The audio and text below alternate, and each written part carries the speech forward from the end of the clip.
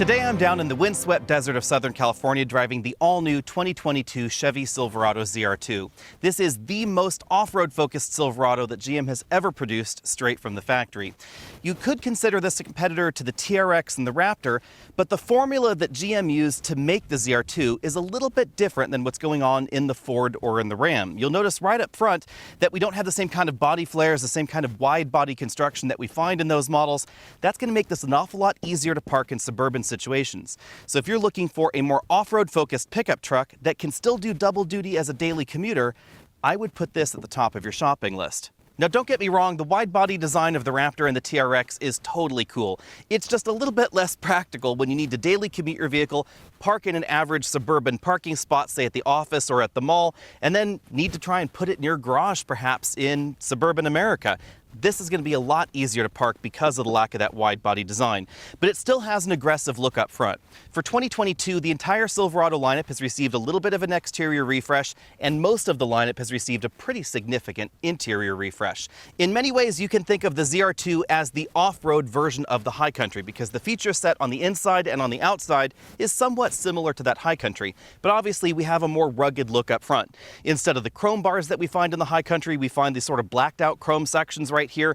We find a Chevy logo with the flow tie design, so this is actually hollow right there in the middle, and it has red accents. We have a different grille design. The grille design does change version to version. Full LED headlights here with accent lights that have a little bit of a dynamic theme to them as the vehicle starts and stops.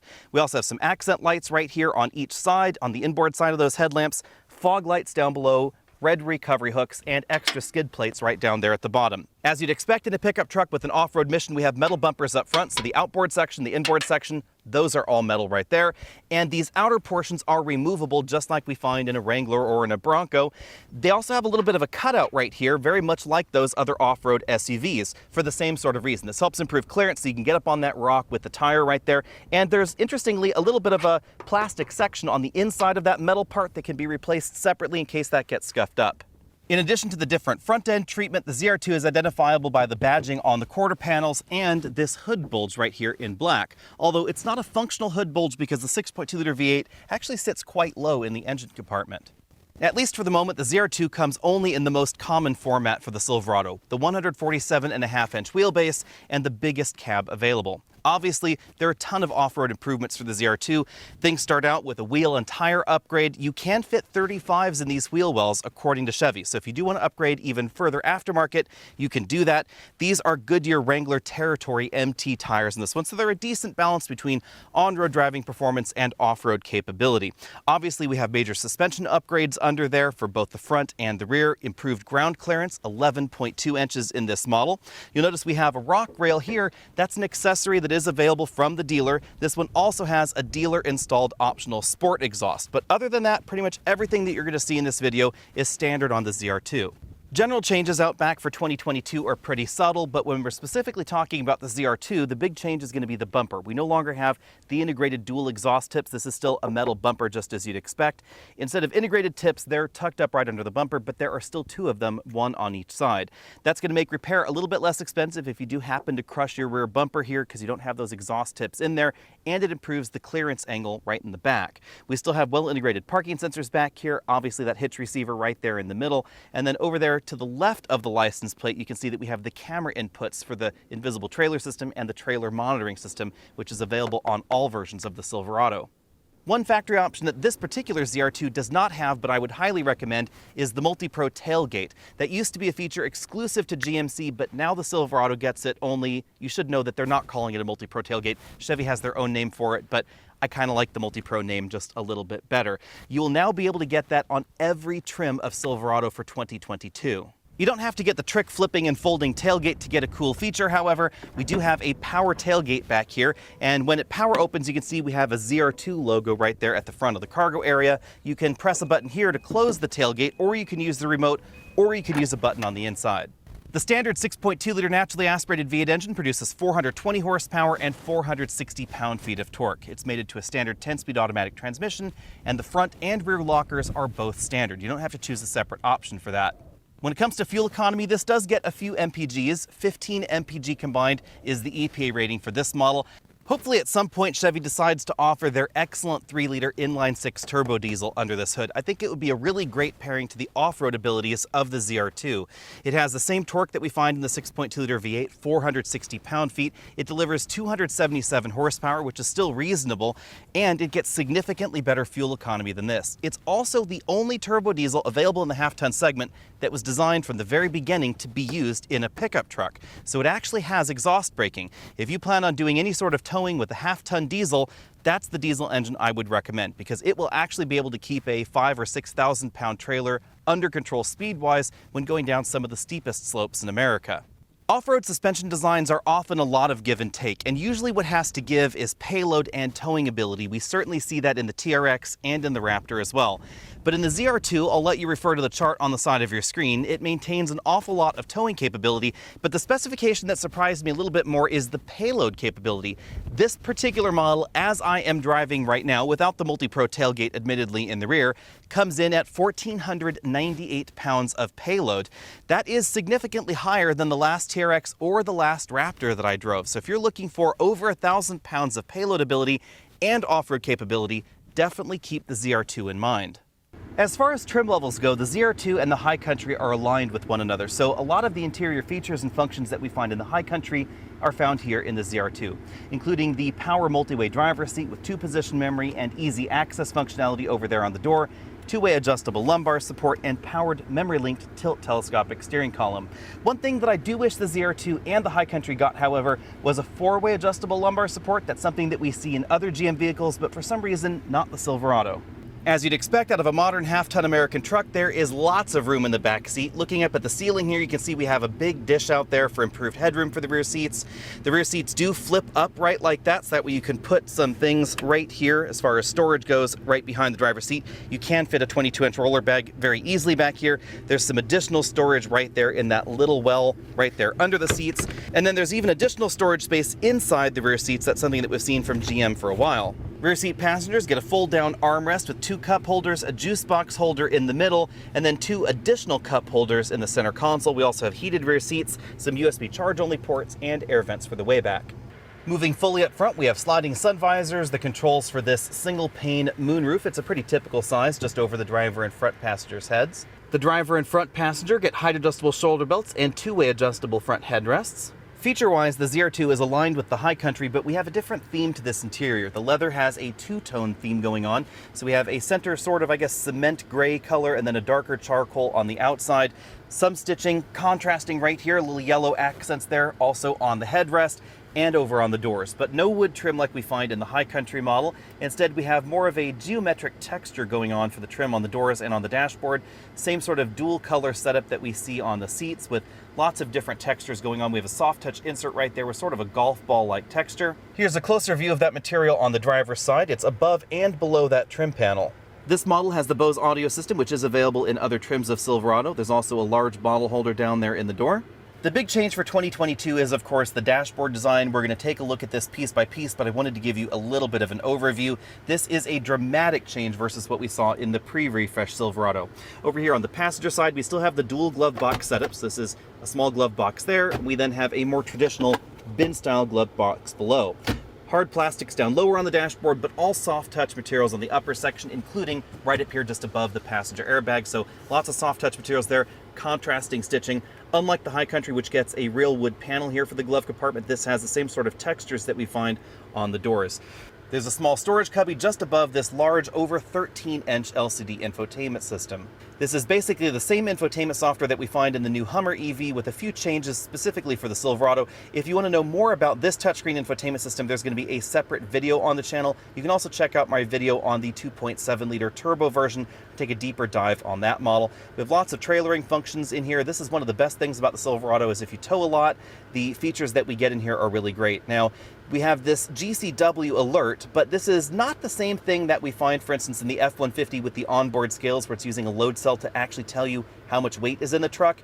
There, it's trying to use the transmission and engine sensors to determine exactly how much weight you're pulling when you're accelerating. It's going to be a little bit less accurate, but still a handy feature. Other feature here that I really like is the ability to have a camera inside your trailer and on the back of your trailer. Those are two really great functions. Below that we have some physical buttons and knobs here, home button, volume button, toggles for a whole bunch of features here, including the power tailgate. This is where we find the button to lock the rear differential and lock the front and rear together. Then moving below that, we have the engine start-stop button, integrated trailer brake controller there, heated and ventilated front seats, the controls for the dual-zone automatic climate control system, very large storage area right there, a joystick-style shifter. There's the shift button. We pull back for drive, pull back again for low. Park is that button right on top. Two really big cup holders there, extra storage cubbies here and there, and a Qi wireless charging mat that is a little bit unusual because this one is capable of charging my smartphone through this fairly thick case. That is a fantastic feature because I have to say, the vast majority of new cars, I have to take my phone out of its case in order to Qi wireless charge, and that's something that I was not expecting. 12-volt power port there, USB ports for the infotainment system. Those interact with the system just like these ports up here do. We then have a storage divider and then area for hanging files, that sort of thing, right under that soft padded center armrest. Chevy's newfound LCD love continues on the driver's side, where we find a just over 12-inch LCD instrument cluster. If you want to know more about this LCD in detail, check out my video on the Silverado 2.7-liter turbo. This is not only the best LCD cluster available in the truck segment, it's one of the best LCD clusters available in a new vehicle in North America, period. It's really well done, the animations are great, etc. The steering wheel is still a round 4-spoke truck design with paddle shifters on the back, but they're fairly small paddle shifters because the buttons for the infotainment system continue to be on the back of the steering wheel. That's a feature I actually like. Let me know what you think about that. We have volume up down on the right side. We have track up down over here on the left side. On the left side is where we find the controls for the cruise control system. No Super Cruise available in the ZR2, oddly enough. You can get that in the high country. It would have that readout right there at the top of the steering wheel, but for some reason you cannot get it in the ZR2. Heated steering wheel button over there on that side rather than the lane keeping assist button. And then over here on this side we find the controls for that multifunction LCD. To the left of the steering wheel, we find the controls for the heads-up display. We also find the controls for the four-wheel drive system. It has an auto mode, which is something that I really love. And then this is the drive mode selector, so we can choose between normal, off-road, and terrain. Now let's get the ZR2 out on a trail. Because the ZR2 is narrower than a TRX or a Raptor, this is definitely going to fit on a wider variety of trails. That's one thing that you should really keep in mind if you're taking a look at those options, but you're doing more traditional off-road park kind of off-roading. The wider profile of those vehicles can be a bit of a bummer. The next thing you'll notice out on trails like this is that the suspension tune in the ZR2 is relatively firm. You can probably see that, and you can probably hear it in my voice. This is not as soft as some of the suspension modes in the TRX or the Raptor. So depending on the kind of off-roading that you're doing, you might want to get one or the other. But this is, again, all about the balance that we find in the ZR2. This suspension tune is more appropriate for daily driving, for towing, for hauling, etc. As with most half-ton trucks, you should know that if the truck is fully loaded, you'll get a slightly softer ride. So if you are going camping or going off-roading and you're carrying a lot of gear with you, the ride is going to be better than it is for me right now because my bed is empty. As far as acceleration goes, expect this to be the same as the pre-refresh Silverado. We have the same engine, we have the same transmission, and we have about the same kind of curb weight as well. Logically, stopping distances are likely going to be a little bit longer than the regular versions of the Silverado because of the tires that we have on this particular vehicle. When you have a few rocks out on the trail, you'll definitely notice the firmer suspension tune in the ZR2 versus some of the competition, or versus something like a Bronco or a Wrangler that you might want to be shopping for as an off-road adventure vehicle. But of course, those aren't going to be the same kind of truck capability vehicle that we find in the ZR2. Even something like a Jeep Gladiator is going to be an interesting in-between option, somewhere between worlds, between a Wrangler and between a pickup truck like this. But it has a few more compromises than the ZR2. Towing, payload ability, etc. Those are all going to be lower, and it's just not a half-ton truck. So it's not sized like this, it's not going to perform like this, and when the road gets a little bit straighter, it is certainly not going to sound like this 6.2-liter V8 engine that we have under this hood. Chevy is very proud of the damping capabilities of this suspension system, and I think rightly so. You can definitely tell that out on some of the course that we were driving today, obviously not the part that I'm on right here, but where we had large dips and swells in the road, that this suspension does not bottom out like other suspensions sometimes can. And that's one of the benefits to the multi-mode dampers that we have in this vehicle. Now, these multi-mode dampers, it's not electronically controlled. It is a purely mechanical hydraulic system. So these kind of dampers are going to be more reliable long-term and likely less expensive to replace than active airbag suspensions that you might find in some of the competition, or even more traditional adaptive dampers that have electronic adjustability. A major differentiation between this and your average half-ton truck is the availability of the front locking axle. Front lockers are something that we generally don't find in many vehicles out there. They are becoming more common over time, but they're still really just in top-end versions of off-road capable vehicles. So Silverado ZR2, the top-end version of the Colorado, you can get them in the Raptor, the TRX, etc., obviously the Jeep and the Bronco, and something like a Mercedes-Benz G-Wagon, but there are a wide variety of off-road vehicles that simply don't have a mechanical front locker at all. You can't get one in the Jeep Grand Cherokee, for instance. And that makes sense, because obviously there are situations where you want a front locker, but there are also situations where you don't want a front locker. And with that in mind, some car companies choose to not give you the front locker because they're worried that maybe customers wouldn't know when to use it and when not to use it. But GM gives you the benefit of that front locker and an advanced stability and traction control program that will direct power around when you choose not to use the front locker as well. And that engineering choice really gives the ZR2 the best of both worlds. You have the front locker when you want very predictable traction, say when you're going through some moguls on a hill and you're getting the front tire off the ground, then a rear tire off the ground, and maybe sometimes simultaneously a front tire and a rear tire off the ground. It's going to give you much more predictable traction.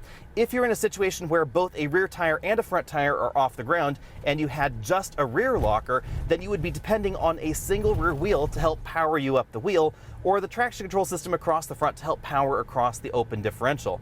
But when you have two lockers, you can just really smoothly climb up that hill. It's the difference between momentum being the answer for climbing the hill and traction being the answer for climbing up the hill. Before I talk about on-road driving dynamics, let's talk about fuel economy. In the earlier portion of the day, I averaged about 19 miles per gallon over the first about 120 miles of driving. Most of that was out on the open highway, not at terribly high speeds, but between 65 and 70 miles an hour down here in Southern California, where I was obviously using the air conditioning the entire time. This is not a traditional cylinder skipping system like we've seen from GM before. This is their latest system that actually skips cylinders in a pattern. So this can disable one cylinder on up to disabling 7 cylinders, depending on exactly what kind of power you're commanding from the engine. The benefit of this system is that it is entirely seamless. Honestly, you cannot tell when this system is doing its thing because of the way it's dancing around the cylinder bank. All you'll know is that fuel economy in steady state highway driving especially is absolutely excellent. But in low speed situations where you're doing a lot of crawling, where you're doing this kind of off-roading, etc., the fuel economy, not so great. I've been averaging 7.4 miles per gallon, even including that earlier 19 mile per gallon section once you've tossed in the off-roading that we've been doing today. This is one of the big reasons that I would love to see this available with the 3-liter inline-6 turbo diesel. That is simply one of my favorite engines available in America. It is truly fantastic. The fuel economy is excellent. It's buttery smooth. It was really targeted for truck duty. That 3-liter diesel is absolutely excellent, and hopefully they'll put it in the ZR2 at some point in the future. Out on the road, again, we have that great 6.2-liter V8 sound. Now, keep in mind, this one does have the sport exhaust. I noticed that first thing when I turned it on this morning. It has a really great sound, but that is not the standard sound. That is the optional sound if you have the dealer install that exhaust. Although I find this suspension a little bit too firm for washboard gravel roads, out on a paved road like the one that I'm on now, it's absolutely perfect. GM has done a really good job refining and retuning the suspension over the years, and then of course this gets the benefit of those multi-mode dampers as well.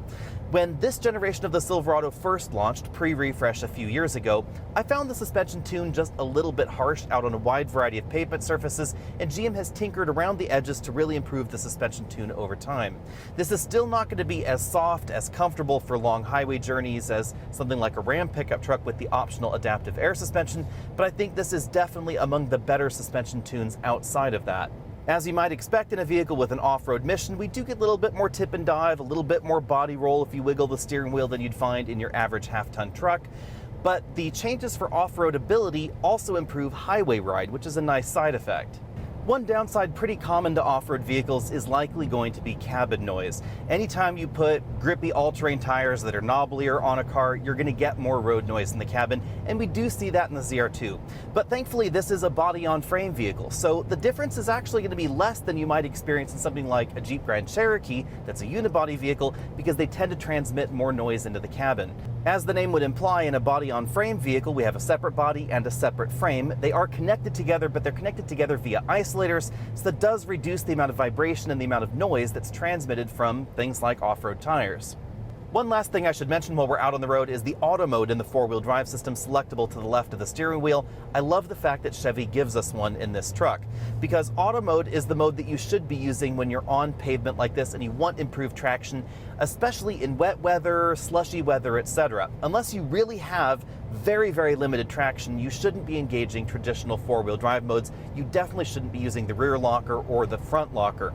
I can't tell you the number of times I've talked to people that tell me, oh, there was a little bit of rain on the road, so I put my vehicle in 4-high and engaged my rear locker, and I felt so much more secure. Well, in reality, you should be feeling less secure because you can actually reduce the amount of handling capability your vehicle has when the center coupling and the rear axle are completely locked together, because they cannot turn at different ratios. And when you're turning around a corner, you need all 4 tires in the vehicle to be able to turn at different speeds in order to maintain stability in a vehicle. So that is absolutely the wrong thing to do in those situations. Instead, you should be using the auto mode like we find in this vehicle. Unfortunately, however, an auto mode like that is not something that we find in every truck in America. Now to the nitty-gritty. How much is the ZR2 going to set you back? Well, this starts at $66,795 plus a $1,695 destination charge.